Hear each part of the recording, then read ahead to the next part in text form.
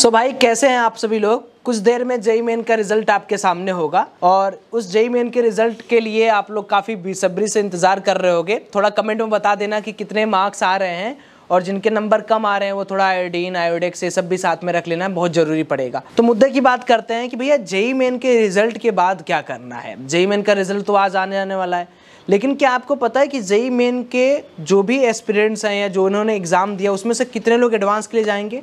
तो मैं बता दूं कि जो हर साल का आंकड़ा होता है वो इस साल भी रहा, कोई बढ़ोतरी नहीं हुई, कोई घटोतरी नहीं हुई। उसमें 2.5 लाख पीपल्स या कह दो स्टूडेंट्स जो होंगे वो क्वालिफाई करेंगे जेईई एडवांस के एग्ज़ाम में अपीयर होने के लिए। अब इसमें लफड़ा क्या है वो चीज़ समझो। ऐसा नहीं है कि 2.5 लाख बच्चे सिर्फ जनरल कैटेगरी के रहेंगे, इसमें ना रिजर्वेशन आ जाता है। अब आपके सामने एक चार्ट दिखा रहा होगा मैं, आप इस चार्ट को देखो, इसमें आपको साफ साफ दिख रहा है कि ओपन कैटेगरी के लिए 96,000 सीट के आसपास है जो क्वालिफाई करेंगे। ओबीसी एनसीएल के लिए 64,000 के आसपास लोग यहाँ पर एग्ज़ाम के लिए क्वालिफाई करेंगे।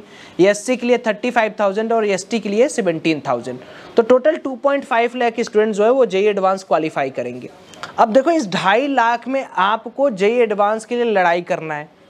लड़ाई करने के बाद आपकी रैंक अगर जनरल कैटेगरी में 14 to 15,000 आती है तो आपको एडवांस में एक कॉलेज मिल जाएगा। अब पता नहीं ये कहाँ से मिथ फैला हुआ है कि भैया आईआईटी में सिर्फ 10,000 रैंक तक वालों को कॉलेज मिलता है। मैं आपको बता दूं जनरल रैंक 18,000 पर भी कॉलेज अलॉट होता है। तो ओवरऑल जेईई एडवांस की तैयारी आपके लिए इसलिए आवश्यक है क्योंकि आप कम मार्क्स में भी जेईई एडवांस में एक सीट पा सकते हो। आपको लग रहा होगा कि भैया जेईई मेन में मेरा कम आ जाएगा तो मैं पढ़ना ही छोड़ दूंगा या मैं नहीं कर पाऊंगा कुछ, वो आपका सेकेंडरी थॉट होना चाहिए। अगर आप क्वालिफाई नहीं कर पाए भाई तब तो अलग बात है, बट अगर आपने क्वालिफाई कर लिया है तो आप जेईई एडवांस को एक चांस दें, उसमें ज़्यादा सीरियस हों। क्योंकि 2.5 लाख बच्चों में से मान के चलिए 50 से 70,000 बच्चे ऐसे होते हैं जो मजे मस्ती में ही समय बिताने लगते हैं। जेईई मेन में अच्छा या डिप्रेस ज़्यादा, तो मान के चलिए आपका जो ओवरऑल कंपटीशन है ना वो 1-1.5 लाख बच्चों में है। और अगर आप पीवाईक्यूज अच्छे से कर गए, चीज़ें समझ के आपने कर लिया, केमिकल रिएक्शन या रिएक्शन मैकेनिज्म आपको अच्छे से आ गए, कुछ चीज़ों पर आपने कमांड कर लिया, तो अगर 52 सवाल यानी 52 के आसपास क्वेश्चंस आते हैं, अगर आपने 20 या 10 या 15 सवाल भी सही कर लिए तो you will get a decent rank and आपको एक डिसेंट कॉलेज में